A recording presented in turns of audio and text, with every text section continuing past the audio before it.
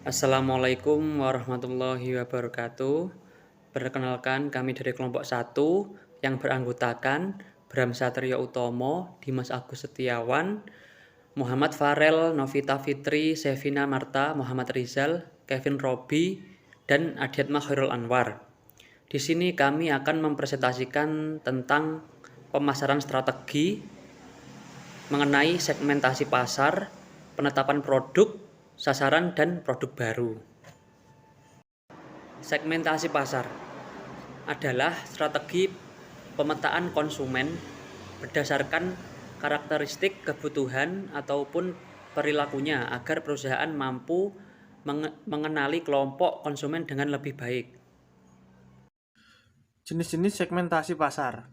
A. Segmentasi lokasi. Tipe-tipe segmentasi lokasi ini mungkin paling banyak diaplikasikan di Indonesia. Yang B. Segmentasi waktu.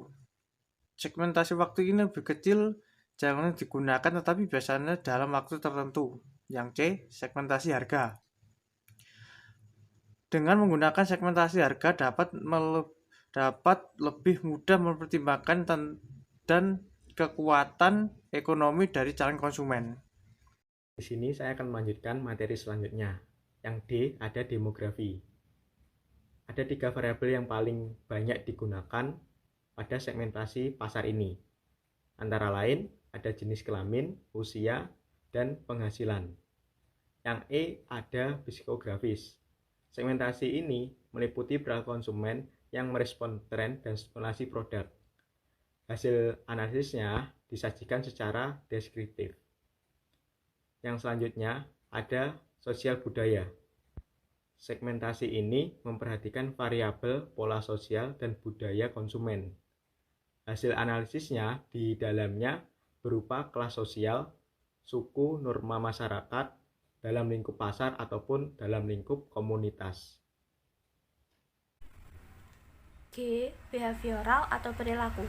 Metode ini membuat segmen berdasarkan perilaku atau sifat pelanggan seperti yang pertama, bagaimana mereka mengunjungi situs web Anda, halaman mana yang mereka kunjungi, tautan mana yang mereka klik, jam berapa mereka berbelanja, kapan terakhir kali mereka berbelanja, dan lain sebagainya.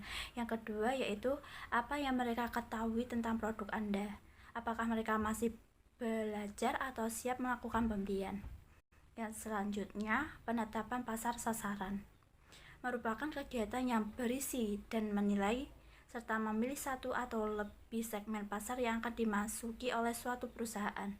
Apabila perusahaan ingin menentukan segmen pasar mana yang akan dimasukinya, maka langkah yang pertama adalah menghitung dan menilai potensi profit dari berbagai segmen yang ada tadi. Maka dalam hal ini pemasar harus mengerti betul teknik dalam mengukur potensi pasar dan meramalkan permintaan pada masa yang akan datang. Penempatan produk. Tindakan merancang produk atau bauran pemasaran agar dapat tercipta kesan tertentu di ingatan konsumen. Sehingga dengan demikian konsumen segmen memahami dan menghargai apa yang dilakukan perusahaan dalam kaitannya dengan para pesaingnya. Yaitu penetapan produk. 1. Positioning menurut atribut. Perusahaan memposisikan dirinya berdasarkan atribut atau fitur spesifik. Misalnya ukuran, keamanan, komposisi bahan, pengalaman dalam bidang yang digeluti, dan seterusnya. Amazon.com misalnya menekankan sistem pemesanan uniknya berslogan I Click. 2. Positioning menurut manfaat. Dalam pengertian ini, produk diposisikan sebagai pemimpin dalam suatu manfaat tertentu. Misalnya pasta gigi, mencegah kerusakan gigi, menyegarkan mulut, menjaga kesehatan gusi, dan seterusnya. Contoh yang lain adalah mobil Volvo yang menekankan keamanan dan durabilitas. 3. Positioning menurut penerapan dan penggunaan. Produk diposisikan sebagai alternatif terbaik untuk situasi pemakaian atau aplikasi tertentu. Misalnya bodeg diposisikan sebagai obat yang boleh diminum sebelum makan. Positioning menurut pesaing. Klaim produk dihubungkan dengan posisi pesaing terhadap pesaing utama. Misal, 7UP memposisikan dirinya sebagai The Coca-Cola dan Pepsi memposisikan dirinya sebagai generation next. Selain itu, juga bisa merupakan klaim berupa perbandingan langsung dengan produk pesaing. Keenam, positioning menurut kategori produk. Produk diposisikan sebagai pemimpin dalam kategori produk tertentu. Misalnya, permen Kopiko diposisikan sebagai kopi dalam bentuk permen, bukan permen rasa kopi. Positioning menurut harga. Perusahaan berusaha menciptakan kesan atau citra berkualitas tinggi lewat harga premium atau sebaliknya menekankan harga murah sebagai indikator. Penetapan produk baru. Strategi penetapan harga produk baru adalah metode yang digunakan oleh para pengusaha untuk menetapkan harga bagi seluruh produk atau jasa yang ditawarkan kepada konsumen. Berbagai jenis strategi penetapan harga suatu produk semuanya bisa dipilih dengan sesuai kebutuhan. Jenis-jenis strategi penetapan harga produk. Yang pertama, skimming pricing. Skimming price adalah penetapan harga tinggi pada suatu produk ketika pertama kali diluncurkan, lalu dalam waktu dekat terdapat sejumlah promo yang cukup menggiurkan, sehingga dalam jangka waktu tertentu harga produk tersebut akan semakin menurun dan lebih murah.